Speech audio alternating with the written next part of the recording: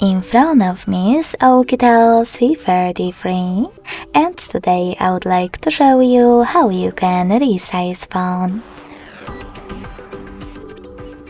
Firstly, go into Devices Settings and scroll down just a bit to access Display.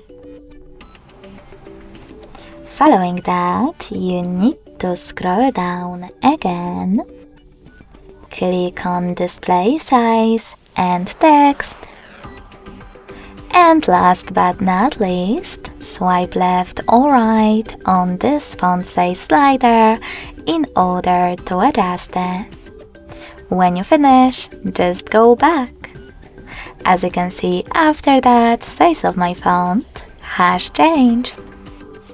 Thanks so much for watching. If you enjoyed this video, don't forget to leave a like, comment and subscribe.